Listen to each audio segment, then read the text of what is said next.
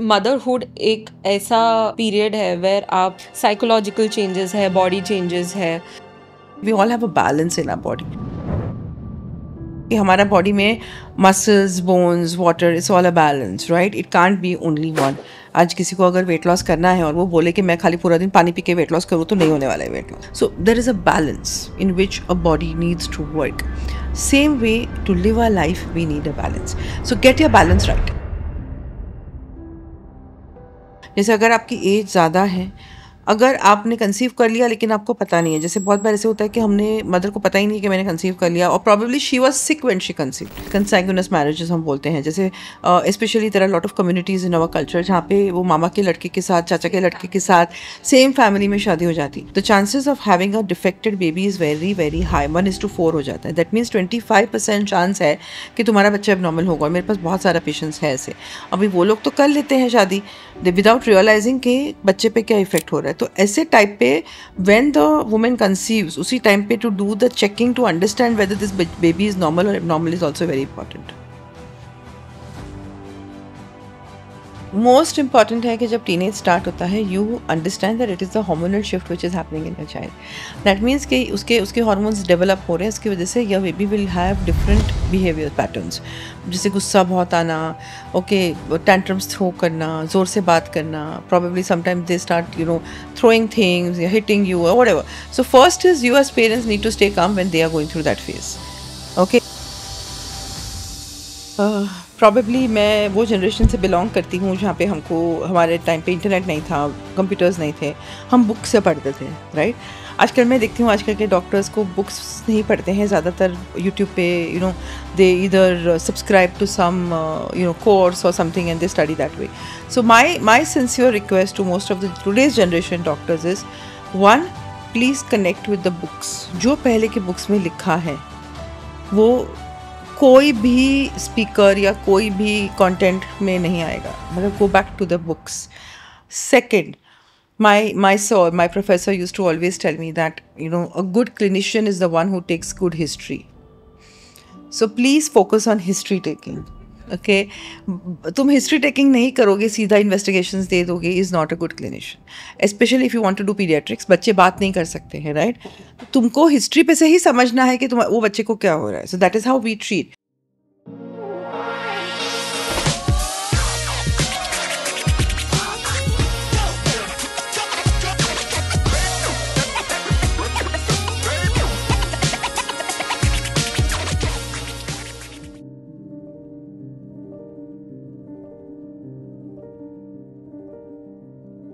जैसे आपने ये चक्रास लगाए हैं, right? We all have a balance in our body.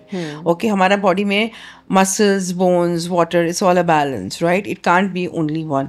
आज किसी को अगर वेट लॉस करना है और वो बोले कि मैं खाली पूरा दिन पानी पी के वेट लॉस करूँ, तो नहीं होने वाला है weight loss. I am sorry but that your muscles are getting lost. So there is a balance in which a body needs to work. Same way to live a life we need a balance. So get your balance right. How you can do that? By getting your priorities right. जैसे if I am a working women right now, okay, तो मेरे बच्चे को मैं job के पे लिए जाऊँगी 12 घंटा, तो मेरे बच्चे को कौन देखेगा, मेरा किचन कौन देखेगा? Okay, so you need to get everything sorted and you need to get that balance right. Get the priorities right. जैसे हम ह्यूमन बीइंग्स हैं, हमको 6-8 घंटा तो नींद चाहिए ही चाहिए, कितना भी तो कर लो. Okay, we can't survive without it, right? How much ever late nights you want to party, or how much ever you think that, like I had this mother on 9th day of her delivery, she called up and she told me, "Doctor, I can't live without alcohol. What do I do?" She was breastfeeding. Okay. I had seen her at the time of delivery. Now, of course, if she's admitting to me that, "Doctor, I can't live without alcohol," अगर मैं उसको ये advice दे भी दूंगी कि भाई तू मत पी, तो वो 2 मिनट के लिए हाँ करके छोड़ देगी, बाद में वो छुप के लेगी. So then I give her the advice that okay fine, if you want to do this you can still do it. You can pump your milk out in the day time, keep it handy, give it to your nanny, और आप रात में अगर चाहिए तो आप थोड़ा ले लो और सो जाओ.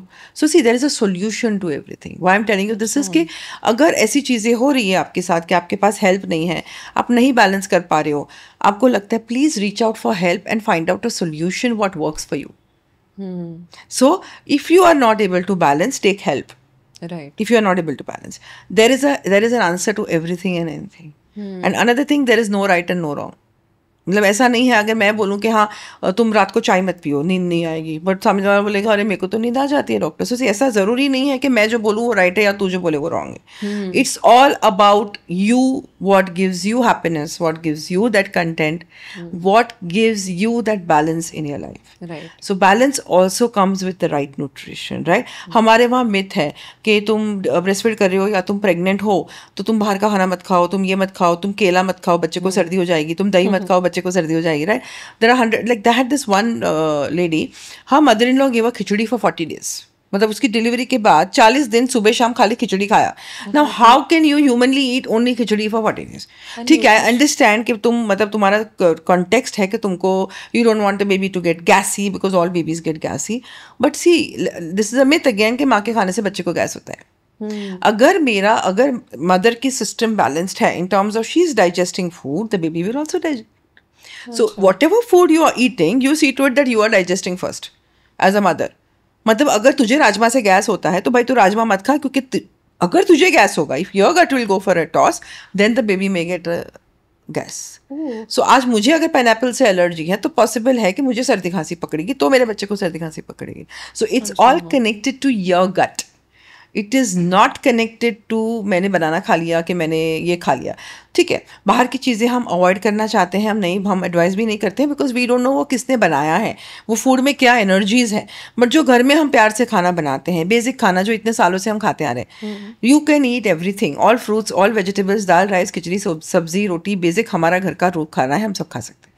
सो that is very important, you need to balance even your nutrition.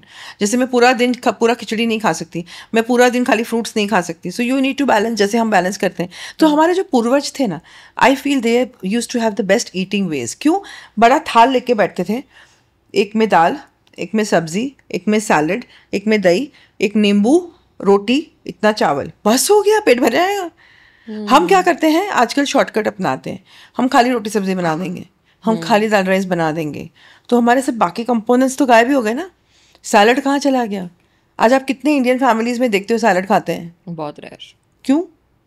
Salad are the most important. Salad तो गायब ही हो गया। आजकल मेरे पास पेशेंट्स आते हैं, सैलड तो छूते नहीं है, ब्रोकोली देख के मुंह बनाएंगे, गाजर देख के बोलेंगे कड़ुआ है। मतलब that is how children are. जो पेरेंट्स करते हैं ना वो बच्चे करते हैं। सो आज मैं अगर सैलड खाती हूँ तो मेरे बच्चे भी देख देख के बोलेंगे अरे मम्मा ठीक है, I like it. So you need to implement right habits first so that your children get the right habits in it. Wow.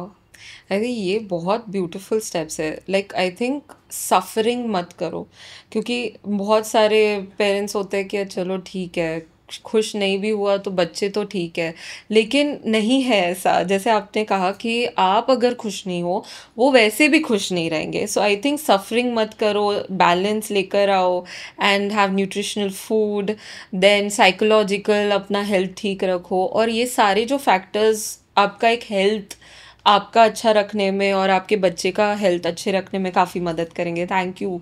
Like I think it would be so helpful for new mothers. And also ma'am मैं देखती हूँ कि जब mother's जैसे आपने कहा भी कि एक मदरहुड एक ऐसा पीरियड है वेर आप कुछ एक पीरियड छोड़ रहे हो जहाँ पे आपको एक नया पीरियड अपनाना है। साइकोलॉजिकल चेंजेस है, बॉडी चेंजेस है, और बहुत लोग एडिक्टेड भी रहते हैं डिफरेंट चीज़ों से। सो आप उनको उनकी तरह से एडवाइस करते हो, राइट, कि जैसे आपके लिए जो भी सूट करेगा आप कर सकते हो। बट मैम जो लोग मिल्क फॉर्मूलाज और जो मार्केट में मिल्क फॉर्मूलाज हैं, जो सेरेलैक, ये सब चीज़ें हैं, सो मैम आप ये रेकमेंड करना चाहोगे किसी को, या बताना चाहोगे अगर वो इन केस सपोजली नहीं दे पाए कोई भी? सो सी अभी वेरी वैलिड थिंग, राइट। अगर मैं आपको एग्जांपल दूं कि मैं बोल रही हूँ हाँ तुझे ब्रेस्ट फीडिंग करना ही है पहला 6 महीना, but form reason she is going through some stress, something she is not able to make milk, जो होता है। ज़रूरी नहीं है कि every mother will be able to exclusively breastfeed. Ideally that is expected, but कुछ भी reason से मे बी घर में कुछ डेथ हो गई या कुछ इमोशनल ट्रॉमा हो गया या फिजिकल, जैसे अभी I had this mother had a surgery done, okay, तो शी हैड डायबिटिकुलाई and she had to get operated, तो वो हॉस्पिटल में थी 15 दिन, तो ऑब्वियसली उसका मिल्क सूख गया, तो then she couldn't breast feed, तो ये सब होता है. तो any reason if you are not able to breast feed, okay, the WHO recommendation is that the second best milk is the formula milk, which is been made for the infant, for the baby. okay. Third is animal milk. Okay, so animal milk हमारे वहाँ ना ये बहुत ज़्यादा culture है कि गाय भैंस का दूध, जैसे पहले ऐसा माना जाता था कि गाय के दूध में बहुत ताकत होती है तो गाय भैंस का ही दूध देना चाहिए. But unfortunately what has happened now, the milk industry has taken up in such a way that so much of estrogens are being given to the cows to produce babies that probably that milk is contaminated. Also we don't have those गिर cows.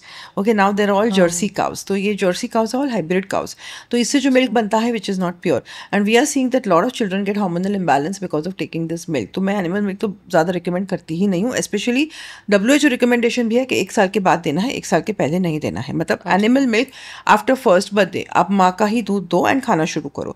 So the right age to start food for the baby, पहला 6 महीना हम exclusive breastfeeding कर रहे हैं, 6 महीने से हम ऊपर का खाना शुरू करेंगे बच्चे को. water also, वाटर भी, पानी भी 6 महीना कंप्लीट होने के बाद. So once the baby complete 6 months, उसके बाद हम ऊपर का खाना अन्न प्रसादम अगर आप करना चाहते हो तो यू कैन डू अन्न प्रसादम and then you start giving water.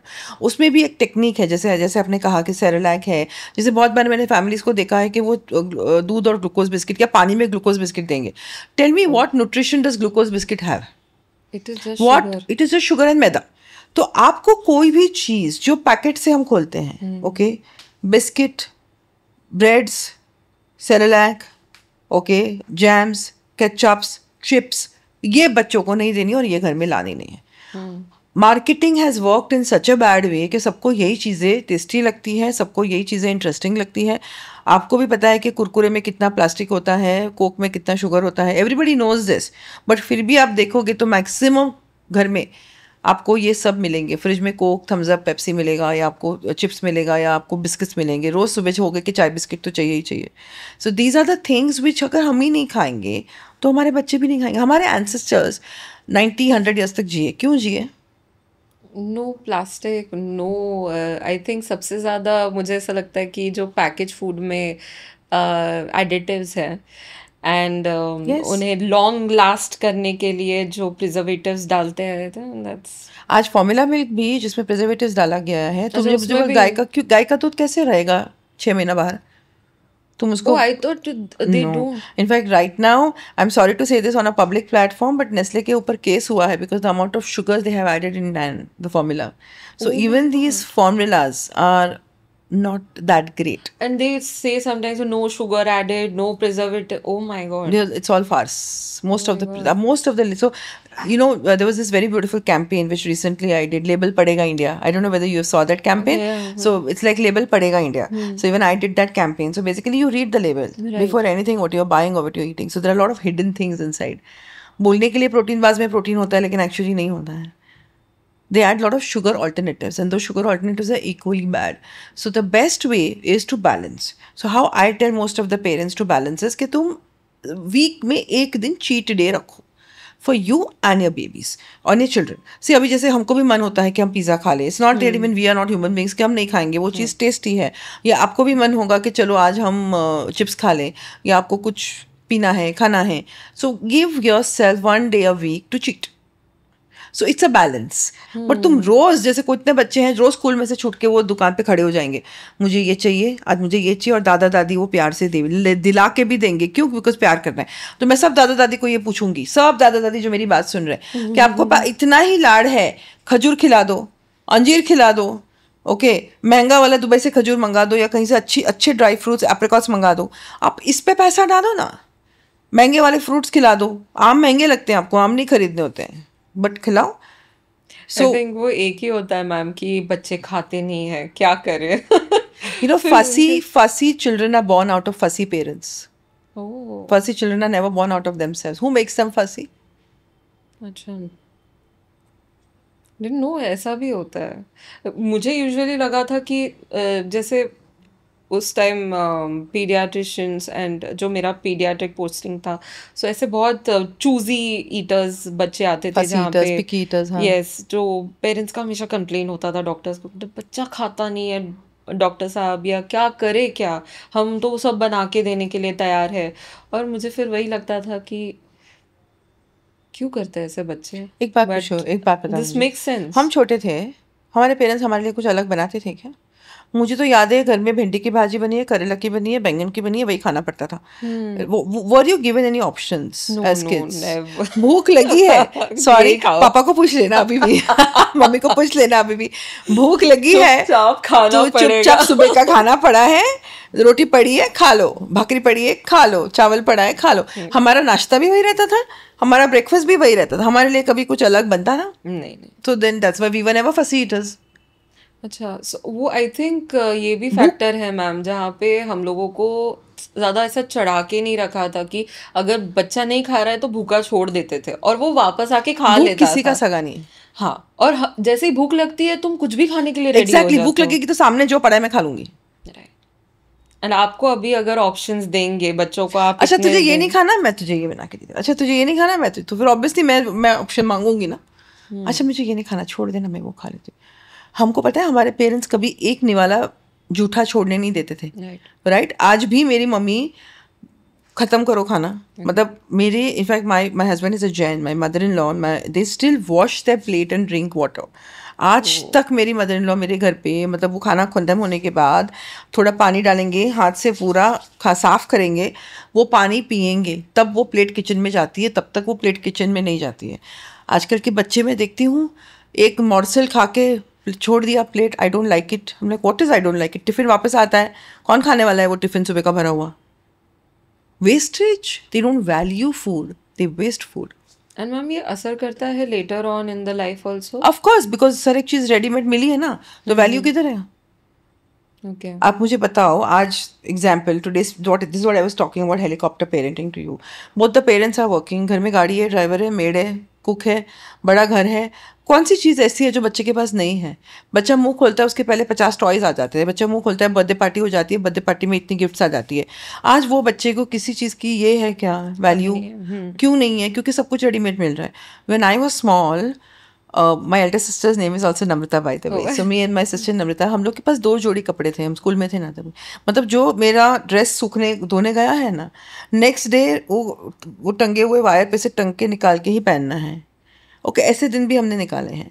That doesn't mean that कि today I have so much, I don't value it, right? I value it because this is earned by us, my parents have worked hard for this, I have worked hard for this. So कहने का मतलब है हम हमारे बच्चे को hardship दिखाते ही नहीं है, हम सब कुछ उनको ऐसे प्लेटर पे ला के दे देते हैं। This is what helicopter parents are doing, कि भाई मेरा बच्चा सफ़र नहीं होगा, मेरा बच्चा ऑटो रिक्शा में नहीं जाएगा, मेरे बच्चा ये अरे क्या है 1.5 लाख के शूज़ पहनते हैं, कोई कोई पेशेंस तो मेरे।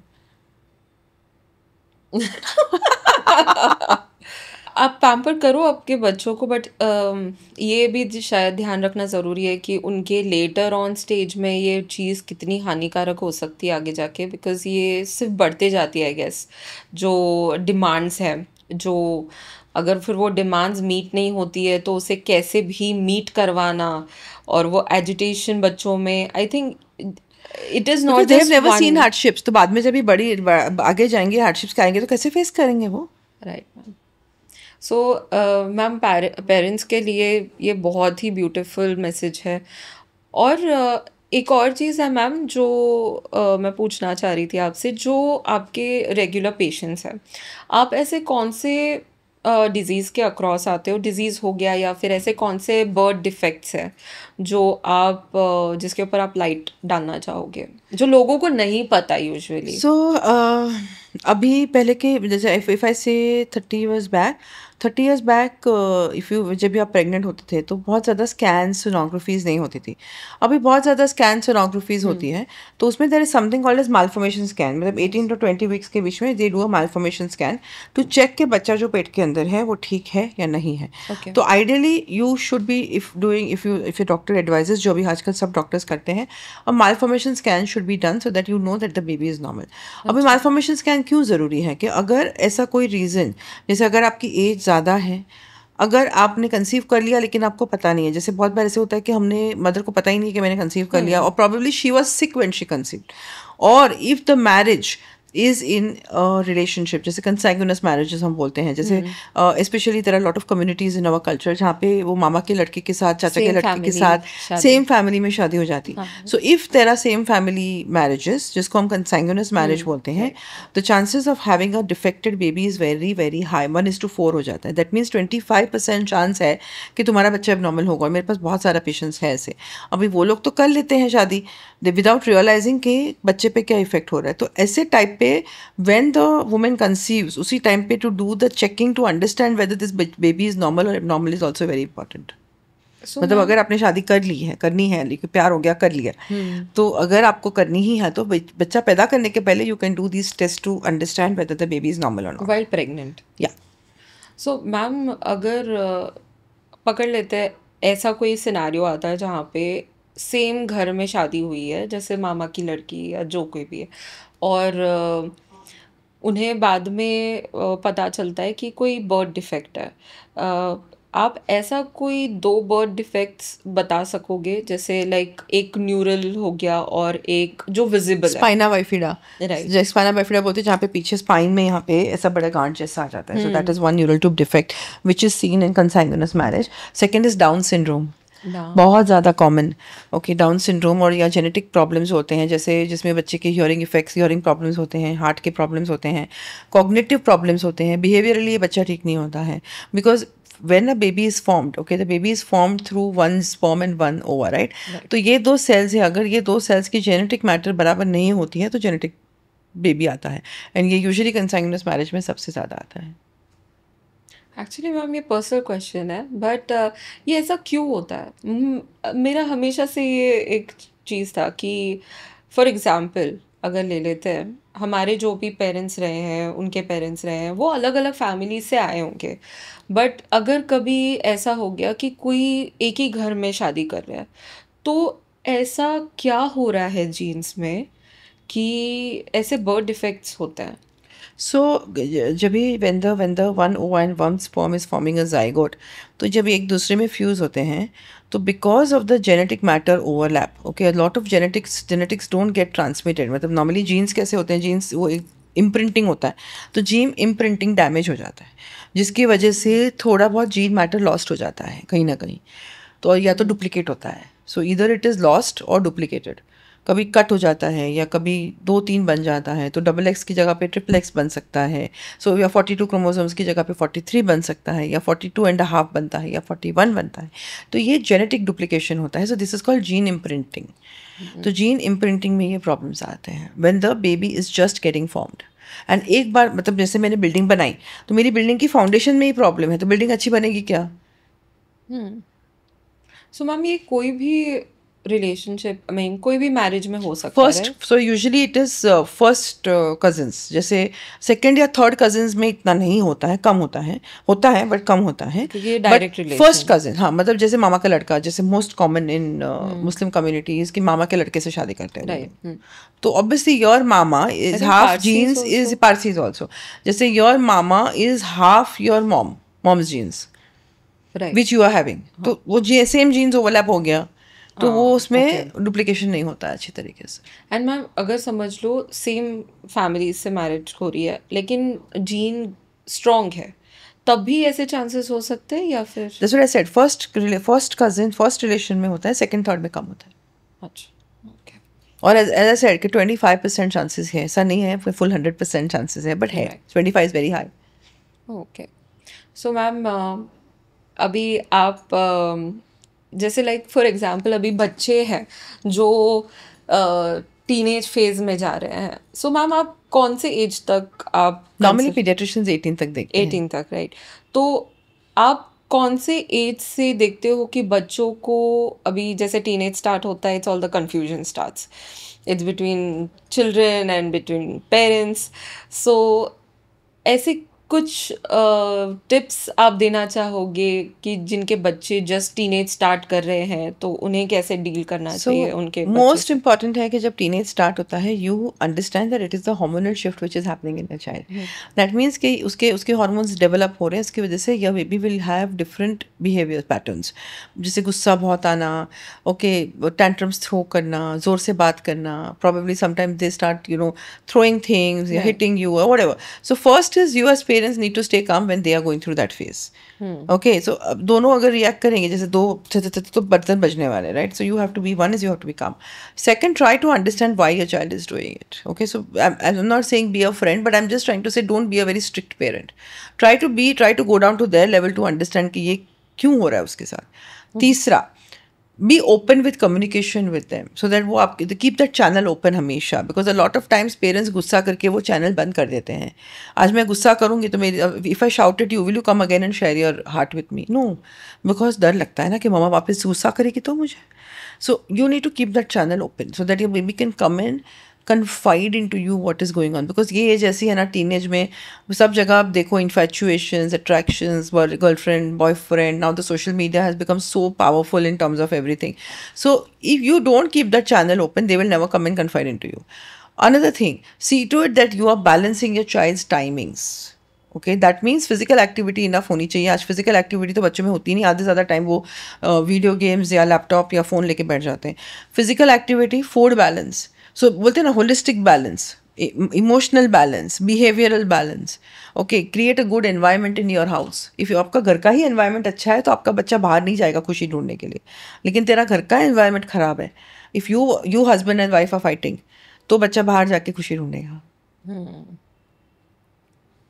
एंड मैम मैंने देखा है कि जब एनवायरनमेंट ख़राब होता है तो बच्चे डेफिनेटली एक एक्सटर्नल सपोर्ट लेते हैं, चाहे वो कोई Absolutely. इंसान के थ्रू हो या फिर कोई सब्सटेंस हो या फ्रेंड्स हो गए, कोई फूड बहुत बड़ा फैक्टर होता है, गेस Absolutely, बहुत बड़ा. फूड भी एक कंफर्ट जोन बन जाता है बच्चों के लिए. तो आई होप कि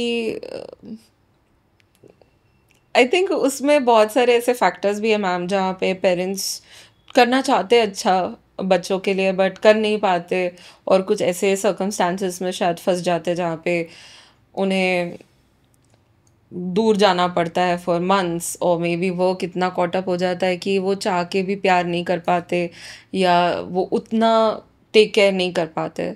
सो ऐसे पेरेंट्स को आप एक अगर कोई पॉइंट बोलना चाहोगे तो क्या होगा?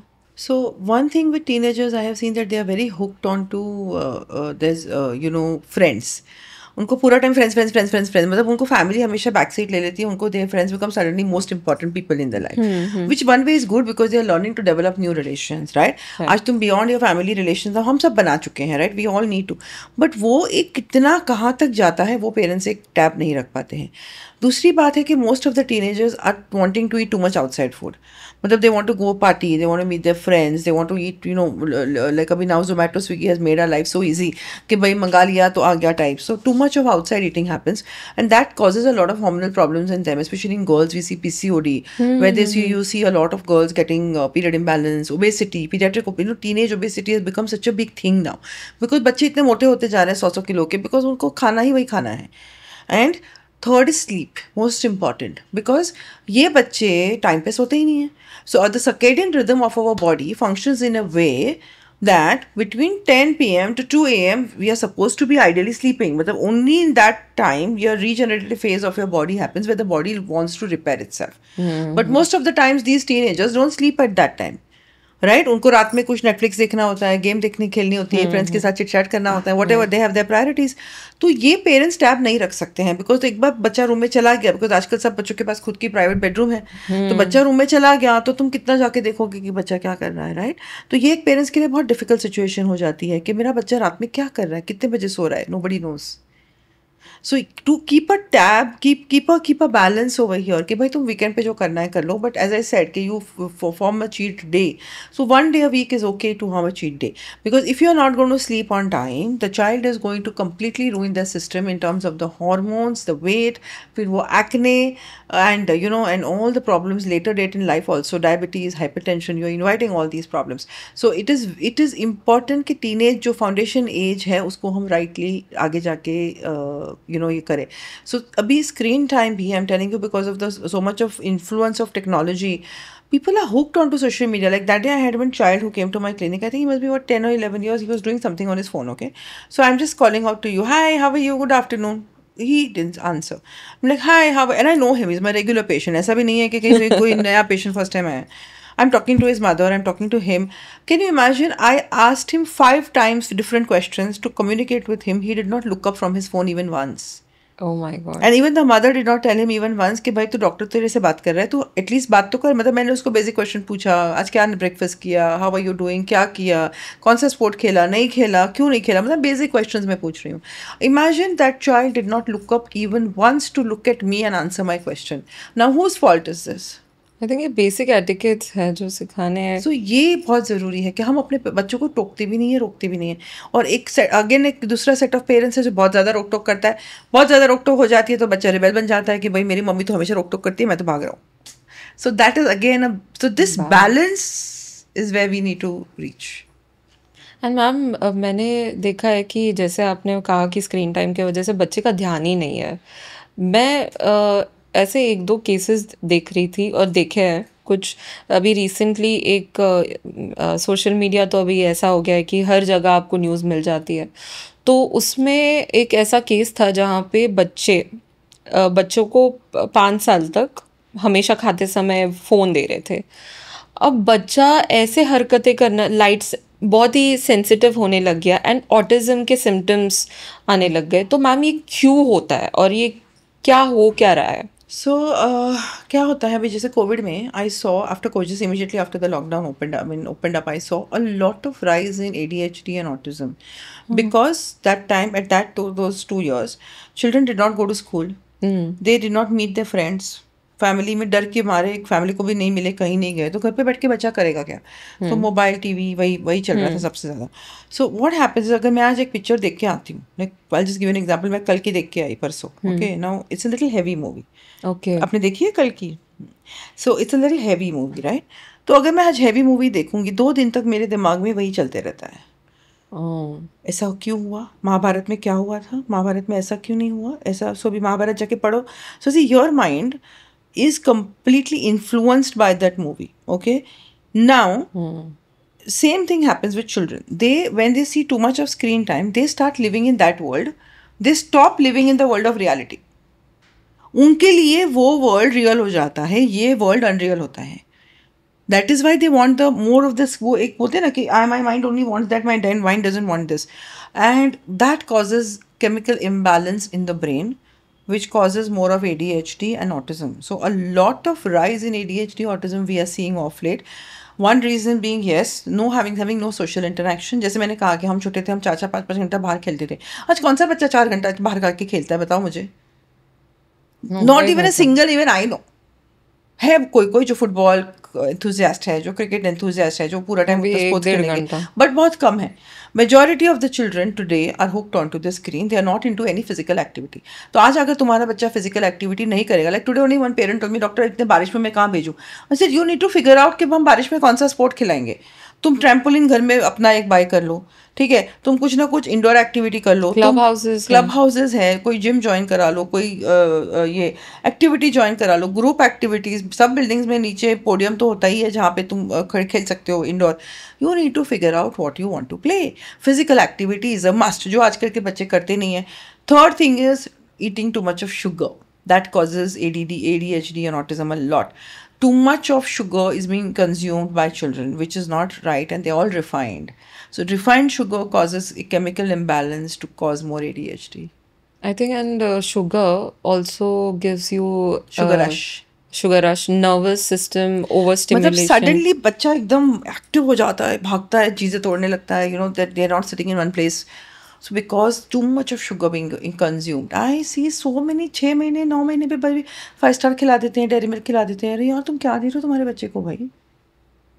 You know that I had a Punjabi family. I should say this in open forum. I had this Punjabi family. तो 6 महीने पे जब when they come for diet discussion and all, तो I said भाई आप the child was almost 10 months. तो मैंने बोला अभी धीरे धीरे आप लोग आप जो खाते हो आप सब देना शुरू करो आपके बच्चे को, बिकॉज तो ही जाके 1 साल पे बच्चा एडल्ट खाना खाना शुरू करता है. What I mean by that is कि the child should eat from the family pot meal. मतलब हमने अगर घर में बैंगन बनाया तो बैंगन खिला दो, हमने अगर खिचड़ी खाया तो बच्चा खिचड़ी खा लेगा. So basically it becomes the life easier कि भाई everybody's food is the same and the child is eating healthy meal. Can you imagine what that father give to the child? Beer पिला दिया उसको. और मुझे क्या बोल रहा है, नेक्स्ट डे वो बीमार हो गया, वो लेके आ गए 2 दिन के बाद. ऐसे क्या दिया? तो you know what he is telling me, हर पंजाबी का पुत्र है, पंजाबी बियर नहीं पिएगा तो क्या चलेगा? बोले तुम 10 महीने के बच्चे को बियर नहीं पिलाओ. Oh my God. So this is what is happening. So there is a limit. I understand. Yes, I mean, आगे जाके it's his choice. You expose, you don't expose, you give alcohol. But what are we doing to them? वो 10 महीने से अगर ये पीना शुरू करेगा, आगे जाके क्या करेगा वो? And I think एक टेस्ट भी डेवलप होता है at that time. You are okay. He will sleep better. He will get intoxicated. नहीं right? नहीं, I mean this is never recommended. Like Absolutely. it is been, मतलब and then you will say doctor ने तो बोला सब दो, मतलब मैंने सब दिया, मतलब this is how the blame can also come. ये सब का मतलब what I meant is कि तुम घर में जो खा रहे हो वो दो ना. बियर थोड़ी. So we see extremes of parents. जितना भी आप रिलीजन आई मीन जो भी आप ट्रेडिशन फॉलो करना चाहते हो, please don't do this. Crazy.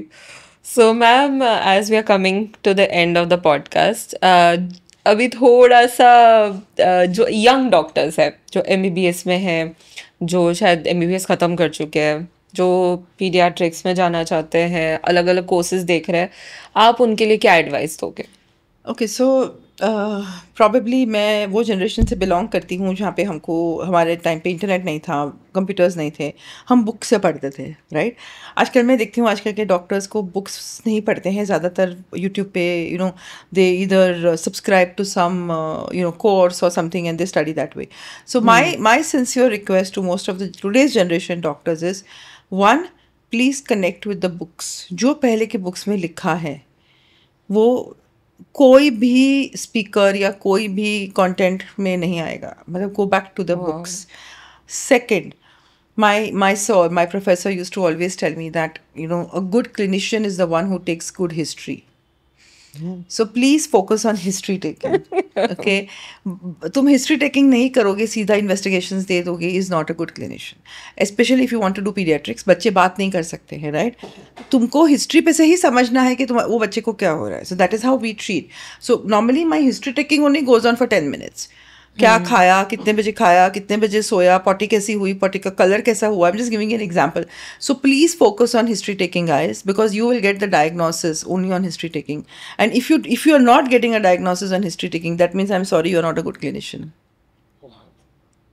Okay. And third very important thing, very very important thing, don't run after money. I understand you paid a lot to become a doctor. I understand it's a thing, but my sir always taught me this and I followed it and it worked for me, and I think it has worked for a lot of other doctors which whom I have given advice, that first 5 years of your practice, okay, अपनी कुर्सी गरम करो. मतलब sit on your clinic. Patients हैं या नहीं है, मतलब वो टाइम तुम्हारा जो है, तुम्हारा 4 घंटा 6 घंटा whatever is your clinic timing, please sit. कुर्सी गरम करो. ओके अगर तुम ये बोलोगे अपनी रिसेप्शनिस्ट को कि अच्छा पेशेंट आने के बाद मुझे फ़ोन कर मैं आऊँगा, तो वो पेशेंट नेक्स्ट टाइम तुम्हारे पास कभी वापस नहीं आने वाला है, बिकॉज वो पेशेंट को पता है कि डॉक्टर तो आते ही नहीं है. Another thing, first 5 years don't look at how much you are earning. Focus on getting 500 families as a patient. एक बार 500 फैमिली तुम्हारी पेशेंट हो गई ना, तो वो फैमिली फिर रेफर करेगा उसके नेबर को, उसके फ्रेंड को, उसको, फिर तुम्हारी प्रैक्टिस बढ़ेगी. Oh wow. सो चाहे तुम्हें फ्री में देखना है, चैरिटी करना है, कोई बात नहीं. हम डॉक्टर्स बने किस चीज़ के लिए? हम खाली पैसे के लिए नहीं बने ना doctors. Today I am telling you at least 30 to 40% of my practice is charity practice. Made के बच्चे, ड्राइवर के बच्चे, रिक्शा वाला, भाजी वाला, फ्रूट वाला, they all come to me, so I don't charge them. So please maintain your ethics, guys. Ethics are the most important. I think एक छोटा कोर्स हो गया है for how to become a successful paediatrician as you are ma'am. And I hope the young doctors are going to love this. All the listeners, whoever have seen your information now, and I think मैं भी अपने आप को बहुत lucky मान रही हूँ कि मुझे भी बहुत सारी चीज़ें पता चली आज. So thank you ma'am for your lovely time. And I know आज मानसून बहुत खराब करता है चीज़ें. बॉम्बे है भाई, क्या, कांट हेल्प इट, बॉम्बे में यही हाल होते हैं. बट मैम आपने इतना टाइम दिया, thank you so much for Welcome. It means a lot. Thank and you. I hope कि हम सेकेंड भी कोई एपिसोड बना पाए. You never know on another topic. Never know. So thank you so much. Thank you very much. Thank you. I was amazed. मुझे personally बहुत कुछ सीखने मिला उनसे. बच्चों का ध्यान कैसे रखना है, लैक्टेशन में किस टाइप के पोजीशंस, लैक्टेशन क्यों जरूरी है और लैक्टेशन में होता क्या है. बहुत बड़े मिथ्स भी क्रैक किए और बहुत सारा नॉलेज भी दिया है. आई होप आप लोगों को काफी इंसाइट्स तो मिले होंगे. जितने भी एक्सपेक्टेड चीजें थी हमने कवर की. जो भी मेरा फेज है लाइफ में, आई एम डैम श्योर कि ये मुझे बहुत ज्यादा मदद मिलेगा. और जैसे बहुत सारे डिफरेंट जो ये पॉडकास्ट था मेरे लिए बहुत बड़ी सीख थी कि कुछ ऐसी छोटी छोटी चीजें मिस कर देते हैं हम, क्योंकि हम कभी अपने पेरेंट्स की सुनना नहीं चाहते, कभी हम अपने बड़ों बुजुर्गों की सुनना नहीं चाहते जहाँ पे वो कुछ ऐसे टिप्स दे रहे होते हैं जो उन्होंने ट्राइड और टेस्टेड होते हैं. सो डॉक्टर जीनत मैम ने जितनी भी बातें की है और जितनी नॉलेज हम तक पहुंचाई है, आई होप कि आप लोगों को बहुत मदद मिली हो, बिकॉज मुझे तो बहुत ज्यादा मदद मिली है इस चीज से. और कोर वैल्यू तो हमेशा हमारा यही है कि आप और हम लोग ऐसे ही जुड़े रहे. आप लोगों को हम ऐसे ही ब्यूटीफुल इंफॉर्मेशन शेयर करते रहे, from professional and sharing authentic information. तो आई होप आप लोगों को पसंद आया हो ये पॉडकास्ट, और हम लोग और भी ऐसे पॉडकास्ट निकाल रहे हैं. देखते रहिए. नेक्स्ट अप इतना बता, जल्दी जाओ, शेयर करो, कमेंट करो कि आपको और कौन से प्रोफेशंस चाहिए इस पॉडकास्ट पे. हम और भी डॉक्टर्स लेके आने वाले हैं, सो कौन से स्पेशलिस्ट चाहिए आप वो भी बता सकते हो हमको. हमारा इंस्टाग्राम पेज है, वहां पे जाइए, शेयर कीजिए ये रील्स और एंजॉय कीजिए and have fun in life. चलो, बाय बाय.